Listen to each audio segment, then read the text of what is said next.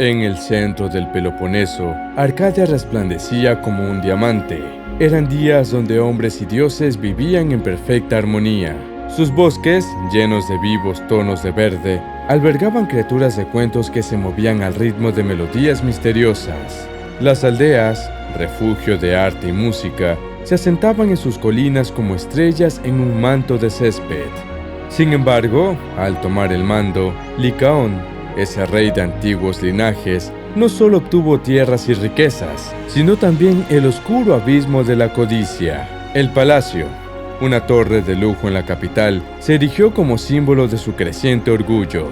Desde sus habitaciones emanaban órdenes que empobrecían a los sencillos para alimentar a una nobleza indulgente. Desde el Olimpo, los dioses miraban con preocupación la transformación de su tierra favorita.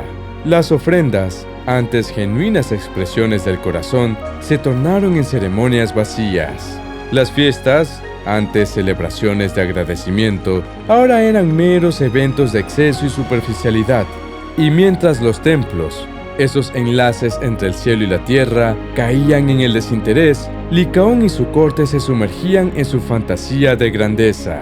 La vida en Arcadia se iba apagando. Las cosechas ya no eran las de antes. Las fuentes se secaban y un silencio preocupante se esparcía por los bosques. Bajo el peso de la tragedia que asolaba la región, el rey Licaón emprendió una cruzada de redención, dejando atrás su fama de bruto para transformarse en el salvador de Arcadia. Aquel hombre que había sido símbolo de crueldad se convirtió, casi de la noche a la mañana, en un líder visionario, obsesionado con recuperar la gracia perdida de su tierra. Para materializar su devoción, Licaón erigió un majestuoso templo en honor a Zeus. No escatimó en gastos ni esfuerzos, y la magnificencia de esta estructura eclipsó a cualquier otra en la región. Las columnas se alzaban al cielo, hechas de mármol blanco y pulido, y en el interior, una gran estatua de Zeus, tallada con detalles tan finos que parecía cobrar vida con el simple roce de la luz. Zeus, desde su trono en el Olimpo, no pudo evitar sentirse halagado. Aquel rey que antaño desafiaba la autoridad divina, ahora se prostraba y ofrecía tributos con genuina devoción. Arcadia empezó a florecer de nuevo bajo el favor del Dios Supremo. Las lluvias eran oportunas, las cosechas generosas y la gente cantaba alabanzas tanto al rey como al Dios del cielo. Sin embargo, el fervor religioso de Licaón creció sin control. Su deseo de agradar a los dioses trascendió la devoción y se tornó en una obsesión peligrosa. Las festividades en honor a Zeus se multiplicaron, y Licaón, creyendo que podía ganar aún más el favor divino, comenzó a ofrecer sacrificios humanos. Esta decisión marcó un giro oscuro en su reinado. Los viajeros que, atraídos por las historias de la resplandeciente Arcadia, cruzaban sus fronteras, no sospechaban el destino que les esperaba. Eran emboscados, capturados y llevados al templo donde se les ofrecía como sacrificios ante la imponente estatua de Zeus. Licaón creía que con cada vida derramada, se acercaba más al favor absoluto de los dioses. Sin embargo, desconocía que estaba rompiendo uno de los códigos más sagrados de la antigua Grecia, el deber de la hospitalidad.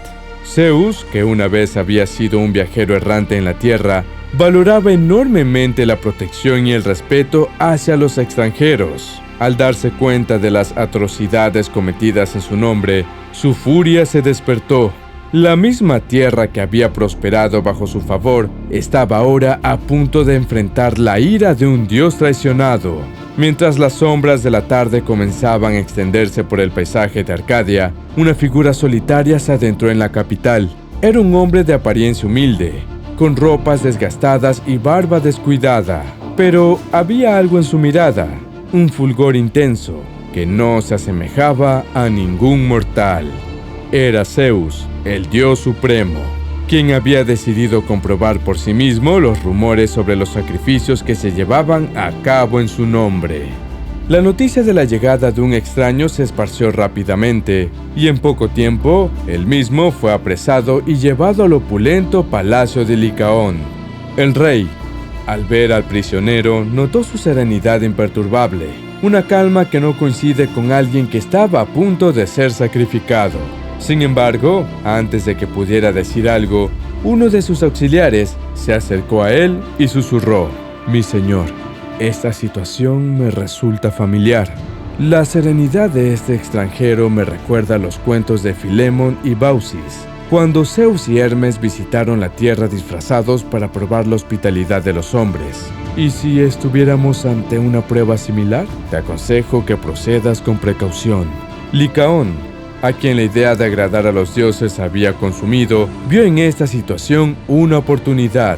Decidió ofrecer un banquete en honor a este desconocido, pero en lugar de servir un festín digno de un huésped, ordenó que el plato principal fuera la carne de uno de sus esclavos, con la esperanza de que este acto extremo le ganara el favor divino definitivo.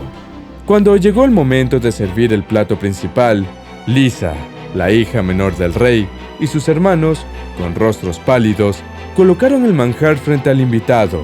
Todos en la sala observaron con expectación, esperando ver la reacción del extranjero ante semejante ofrenda. Pero tan pronto como Zeus percibió la naturaleza del plato, su apacible semblante cambió. Un aura dorada lo rodeó, y sus ojos brillaron con un fuego divino. El salón se llenó de un silencio abrumador, solo interrumpido por la voz profunda y retumbante del Dios Supremo. «¡Malditos fanáticos!», exclamó, su voz resonando en cada rincón del palacio. «Habéis transformado el culto sagrado en una abominación.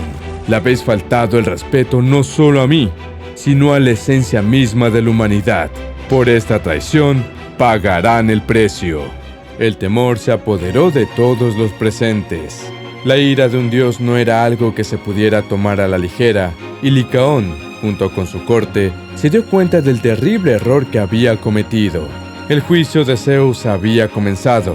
El gran salón del palacio de Licaón, antaño un espacio de festividades y celebraciones, ahora era el escenario de un espectáculo aterrador.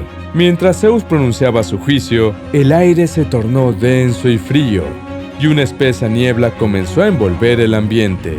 Las antorchas titilaron, sus llamas azuladas reflejando la presencia poderosa y furiosa del Dios Supremo. El rey Licaón, que hasta ese momento había sostenido una postura altiva, empezó a temblar incontrolablemente. Las cortesanas y sirvientes retrocedieron, sus rostros pálidos al presenciar el inicio de una transformación sobrenatural. Ante el aterrorizado público, Licaón comenzó a cambiar. Su espalda se arqueó con violencia, provocando que el ornamento que llevaba en su pecho se desgarrara y cayera al suelo.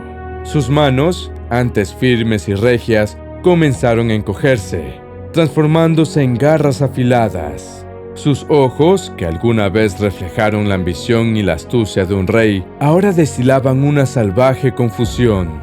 Pero lo más perturbador fue su boca. Sus dientes, antes blancos y rectos, se alargaron, adoptando la forma de colmillos afilados, mientras un gruñido gutural escapaba de sus labios.